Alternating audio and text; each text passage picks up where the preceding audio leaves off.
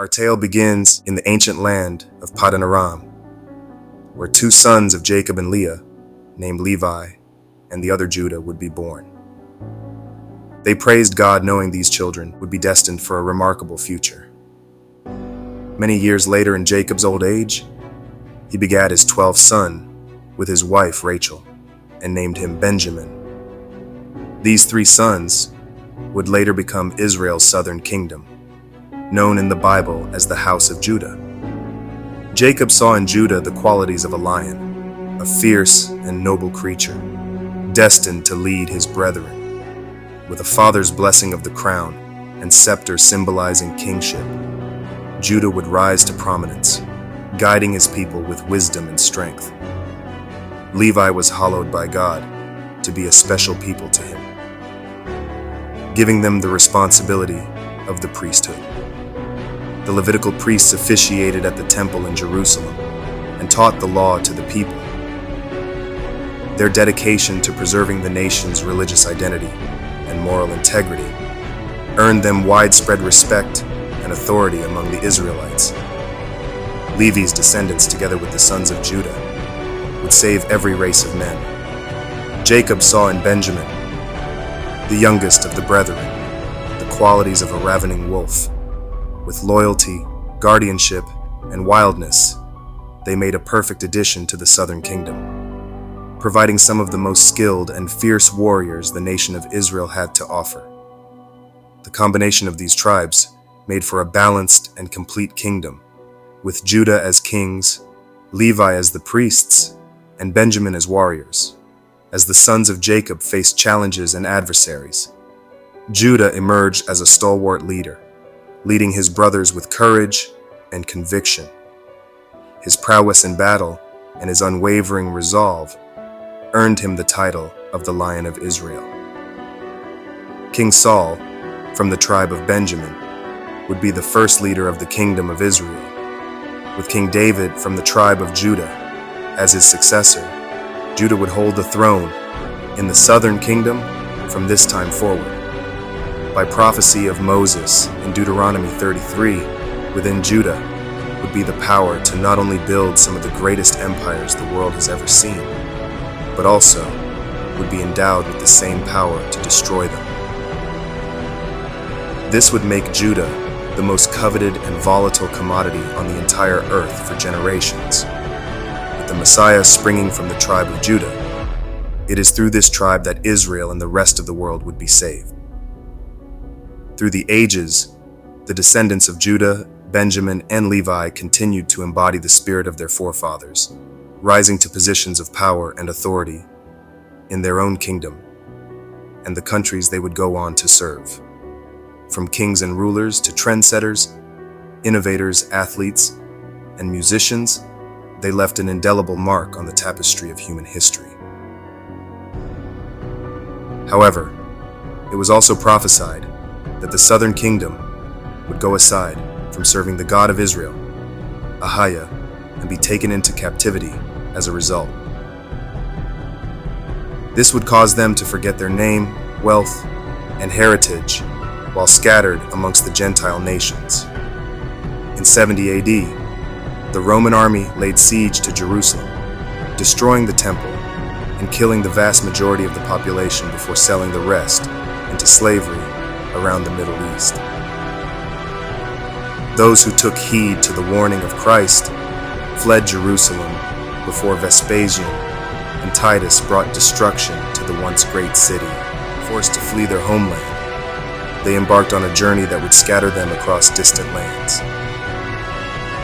Fleeing from Roman persecution and seeking refuge from the horrors of war, many Jews found solace in the vast lands of Africa.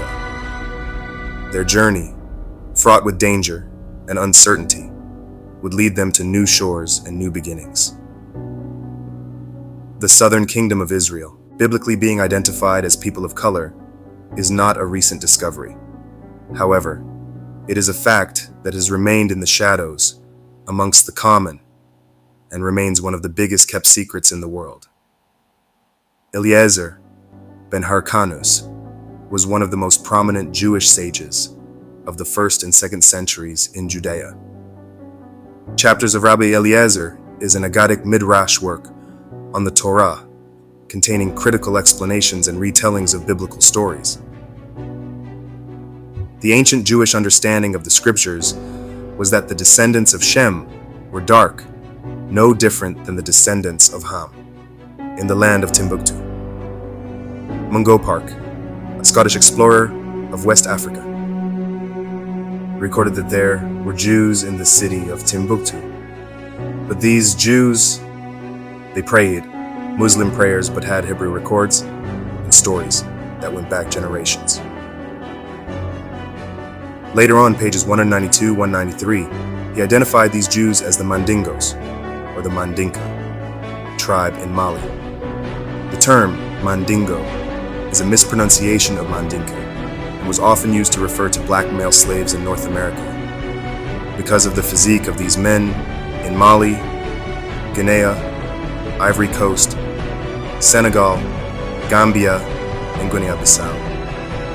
An account of Timbuktu and Houssa, territory in the interior of Africa. This place is reported to be inhabited by one of the lost tribes of Israel, possibly an emigration from the tribe of Judah. Yahuda in African Arabic signifies Judah. Yahudi signifies Jew. Many of the lost tribes of Israel may be found dispersed in the interior regions of Africa. Many other historians, such as Captain Alan F. Gardner, Henry Francis Flynn, John Colenso, and Tudor Parfit, share this opinion as well in regards to the Negroes of sub-Saharan Africa, their roots in Egypt, passing through the parted sea to enter into the land of Canaan. Many have long speculated about the fate of the Jews that fled the Romans after 70 AD. Could it be that some found refuge in the heart of Africa, their presence hidden among the tribes of the vast continent? Forced to flee their homeland, they embarked on a journey that would scatter them across distant lands, across the vast expanse of Africa. The descendants of Judah, Benjamin, and Levi established communities. Their presence felt from the shores of Senegal to the forests of Guinea, from the plains of Liberia to the jungles of Congo. Here, they forged new lives, their heritage a beacon of hope in a land of uncertainty. From the halls of power in the United States to the courts of Morocco, from the streets of London to the tropics of Haiti and Jamaica, the Southern Kingdom tribes shaped the destiny of nations. Their influence felt far and wide. As architects of empires, they left an indelible mark on the pages of history. While enslaved by the Arabs, they were used to create a special task force known as the Black Guard. This task force would uphold one of the most powerful Arabian dynasties of all time. When it comes to conquering, building, and sustaining empires, there are no comparable people to the black men from Judah, who even assisted in the conquering of the New World, under the title of the Black Conquistadors, before they would later return to build the countries for a time, as they had done in countless times before, from Egypt to Persia. Meanwhile, the descendants of Benjamin built their legacy under the names of the Coromantee and Ashanti of Ghana, the Igbo of Nigeria, the Maasai of Kenya, the Zulu and the Shona of Zimbabwe, and Hebrewisms of West Africa, from Nile to Niger with the Jews, by Joseph J. Williams. The author describes the distinctive traits of the Coromantee, or Gold Coast Negroes, highlighting their physical and mental characteristics. These individuals are noted for their remarkable firmness of body and mind, coupled with a ferocious disposition tempered by courage and activity. Despite their perceived stubbornness, which echoes an ancient Roman notion of soul elevation, they exhibit a readiness for labor and a constitution well suited for it, likely shaped by their experiences as slaves in Africa. This description paints a portrait of resilience and adaptability among the Coromantee people. The description of the Coromantee that was brought into Jamaica and Suriname, described by historian Brian Edwards, was exactly the description we witness with the tribe of Benjamin throughout the Bible, particularly the last days prophecy in Genesis 49. Their fierce and rebellious nature became so notorious among European slave traders in the 18th century that an act was proposed to ban the importation of Akan people from the Gold Coast, despite their reputation as strong workers. They were very peaceful and hardworking, but vehemently defended their independence and freedom with their lives. They not only fought off the British, but also the Dutch and Portuguese. The Levites, during their time in Africa, after the Southern Kingdom's exile, were not as active in building empires or setting up kingdoms. Instead, they did what they've always done, and remnant priests known as the Yoruba and Nigeri, Benin and Togo, dispersed among the tribes of Judah and Benjamin, north and south of their primary lands. According to the university white paper on the origins of voodoo, a large part of voodoo is based on the African religions from the areas of Nigeria, Benin, and Togo. These are the areas in which the Yoruba people lived. The aspects of the Yoruba religion include prayer, animal sacrifice, and a belief that life and death are intertwined. In the 16th to 18th centuries, French and Spanish slave traders arrived in Western Africa. They raided the land and forced the native peoples into slavery. Many of these slaves were brought to Haiti and forced to work the land. They were treated very harshly, so that they would fear their master and not attempt to escape for fear of even worse treatment. The trading of Negros in slave markets began with the Arabs and Berbers directly north of the Judean lands of Mali and Senegal. An example of this is the sub-Saharan slave trade through North Africa to the Arab and Muslim worlds. This slave trade saw Judah, Benjamin, and Levi enslaved by the millions sent as far as Arabia. According to Duncan Clark, a Zimbabwean-born European, slavery for the Negroes of West Africa goes much farther back than the Americas. Clark goes on to show the great number of African slaves who were sent to the Arab regions during the infamous triangular trade. Thus, in terms of numbers, Arabia's 9.85 million is not far behind the conservative estimate of nearly 12 million African victims of the Atlantic slave trade. Some African historians, though, reject these figures because they are too low. They suggest over 50 million Africans were shipped out during the Atlantic trade alone. While the Arab slave trade, one of the most brutal and longest-lasting major slave trades ever, it was far from the last time Africans would be sold or captured and taken to an unfamiliar land. The transatlantic slave trade ravaged the shores of West Africa, tearing families apart and uprooting entire communities. Millions were forcibly taken from their homeland and sold into bondage with the approval of the Pope. Among those sold into slavery were the descendants of Judah, their journey marked by suffering and despair. The majority found themselves in Brazil and plantations throughout Central and South America, with a large minority going into the United States and the British West Indies, where they toiled under the harsh sun, their spirits unbroken despite the cruelty of their masters. The descendants of Benjamin found themselves on slave ships to the Spanish-owned islands in the Caribbean, all over Europe and Canada. The Levite priests found themselves in the French colonies in the Caribbean, namely Haiti on the island of Hispaniola.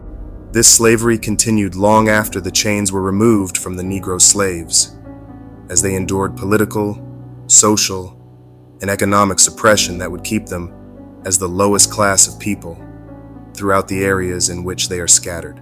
Like seeds scattered by the wind, the southern kingdom of Judah, Benjamin, and Levi were journeyed across the globe. The tribe of Judah, from Mali to Senegal, Sierra Leone, Gabon, Cameroon, Democratic Republic of Congo, and Angola to to the cities of the United States. The tribe of Benjamin, Ghana, Ivory Coast, Congo, Namibia, and all of South and East Africa, with lesser numbers in Liberia, Nigeria, Chad, Ethiopia, and Somalia, the West Indian islands of Jamaica and Cuba, the tribe of Levi, Togo, Benin, Yoruba, and Nigeria, Cameroon, and nearly all the isles of the Caribbean, specifically in Haiti. The three tribes would find themselves mingled in the islands of the Bahamas, Grenada, Trinidad and Tobago, St. Kitts and Nevis, Antigua and Barbuda, Barbados, St. Lucia, etc. Throughout the Middle East, Europe, and the Central and South American countries of Brazil, Panama, Colombia, Costa Rica, Honduras, and Mexico. They carried with them the dimmed flame of Israelite heritage. Yet, amidst the echoes of their past, the tribes of Judah, Benjamin, and Levi faced trials and tribulations, their journey marked by the curses of Deuteronomy 28. Cast out from their homeland, they longed for the day when they would reclaim their rightful place as royalty in Israel. Judah, Benjamin, and Levi embark on a quest to trace their roots and reclaim their heritage. From dusty archives to forgotten tombs, they sought to uncover the truth of their ancestry. A new era is coming as the 12 tribes awaken to their divine calling. Through the study of Scripture and the guidance of their faith, they embrace their role in fulfilling ancient prophecies, their hearts ablaze with the promise of redemption. The fighting spirit that has existed amongst them from their great forefathers fuel the kings of Judah to awaken the priests of Levi, the warriors of Benjamin, and the rest of the tribes of Israel, and lead them back to their God, Ahia. It is not through faith and perseverance only that the southern kingdom is reclaiming its blessings and embracing a brighter future. It is mainly by returning to the laws of their God, written in the Torah, and by leading their brethren of the tribes of Israel to do the same. Without this, Israel will remain in the ghettos and be the lowest of all the people on earth. This nation, of fierce countenance, would come against the children of Israel, destroying their cities, taking their land, and placing them into captivity. Why? The Israelites in exile lost their identity and forgot their home, and those who found them knowing they were the lost sheep took advantage of their talent and ingenuity by placing them in slavery, one after the other. All these nations committed atrocities, knowing that it was the children of Israel and Judah's transgression of the laws of God that they were given the proverbial green light to afflict them, that they were simply executing judgment on behalf of the God of Israel. Is this true?